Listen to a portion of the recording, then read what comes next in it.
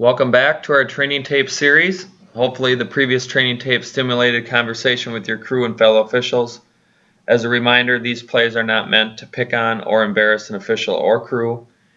These tapes are meant as a learning opportunity, and I hope they provide some valuable input. With that, let's look at some plays.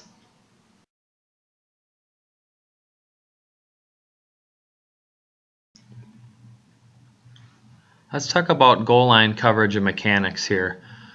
With first and goal from the 6, let's just go to the goal line and work our way back. We'll have a lot better shot of seeing this action. The umpire has to come in and help and rule fumble short of the goal line. Since we were behind the play, we really didn't have a shot at this from the head linesman position. So let's just work to the goal line and then work our way back. If there's a line to gain involved, we can go to there and then adjust. Good communication here by the crew and a good announcement by the referee. What they say. Ruling is a fumble on the field, touchback, ground metal ball, first and 20, First down and 10 from the 20-yard line. So just a reminder, if we're at the 5 and in, we're going to go to the goal line. And if we're at the 10 and in, we're going to go to the 5 and then adjust. And we can always work our way back. If a line to gain is involved, then we can go to that and adjust. But as you can see from the replay, it's really hard to see this play from behind. It'd be a lot better if we were at the goal line waiting for the ball carrier to make this decision. Good help by the umpire.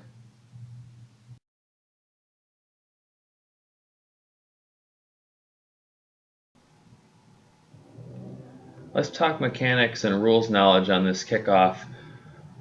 Excellent positioning by the referee on the goal line. You have a muffed kick that crosses the goal line and he immediately kills it for a touchback. It seems like a simple play, but we get screamed at about this play pretty much every Friday night about why we're shutting this play down.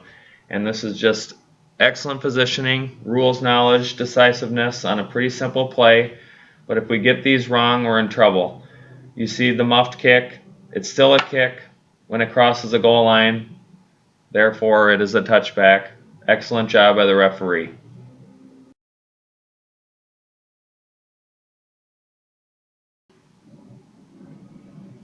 We are going to have an illegal block in the back at the A34 called by the line judge.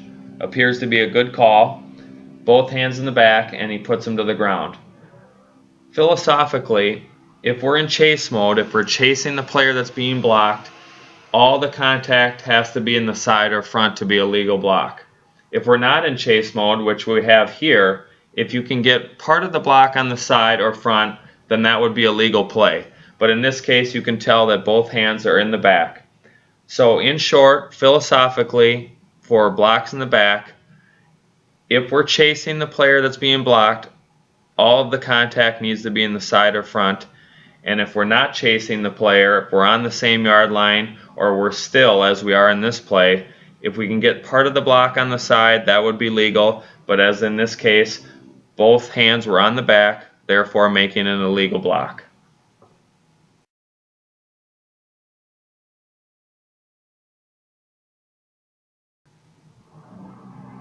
Let's take a look at the mechanics here on this play. The quarterback's going to roll out to head linesman's side and throw a pass, and the receiver will be tackled just shy of the goal line. The head linesman drifts downfield. I'm fine with that, but make sure, as mentioned in previous tapes, that we communicate with our referee, umpire, and even the opposite wing on how we're going to handle that play if the quarterback takes off running. So just make sure that we pregame that and how we're going to handle that. I like how the head linesman works his way away from the pylon, backwards towards the stands. It gives him more room, more depth, better angle to see how this play develops and finishes.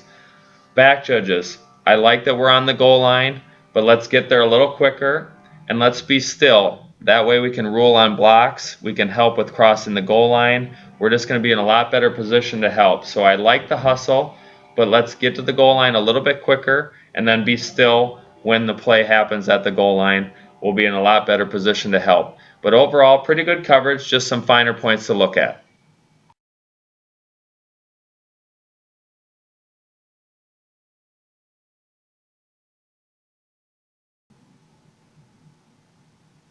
We're going to talk about mechanics and unsportsmanlike conduct philosophy on this play. We're going to have a long touchdown pass.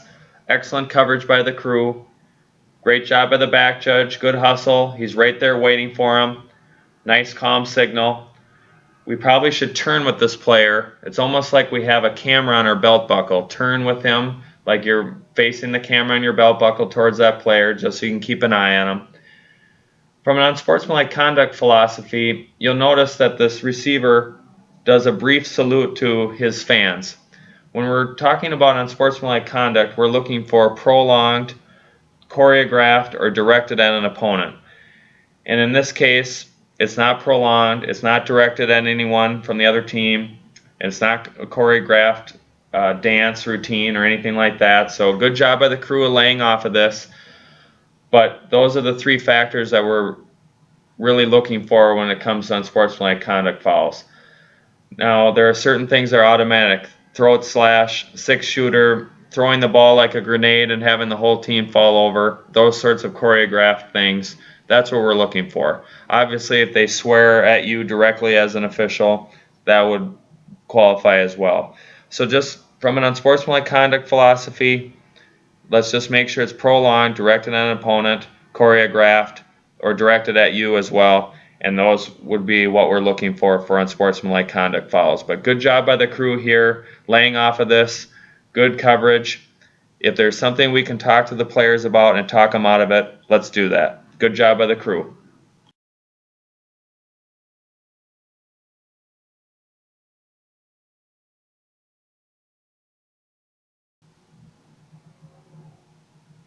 We're going to have a tough play here, running play to the line judge's side. He'll still be pumping his feet, moving laterally when the ball comes out. And we've talked in other tapes about if we don't see leather, then we can't guess. We have to rely on our crewmates to help if they can. But in this play, he's still pumping his feet, moving laterally.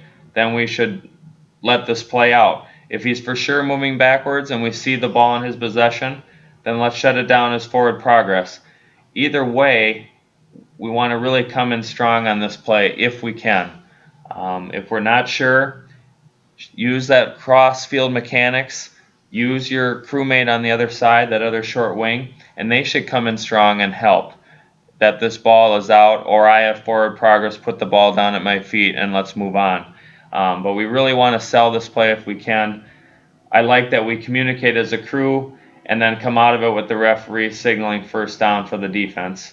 So good mechanics and communication in that regard. But since it's such a tough play, it's really, really best if we can really sell this one hard. That's easy for me to say watching it on video here, but just be prepared for these types of plays, especially when you're a short wing, that these are the kind of plays that can bite us. So just try to be prepared for these in your mind. But tough play. The ultimate point on these plays is if we don't see the football, we can't guess, and we should let it play out as a fumble. So some nice plays to look at, good things to think about. We've had a real good start to the season. We're at the midway point here. Proud of our guys and gals officiating this year, doing a nice job. If you have any questions or concerns, feel free to reach out to me. But good luck this weekend. Good luck on Friday night. Stay healthy, have fun, smile, like I've said, and we'll talk to you next week.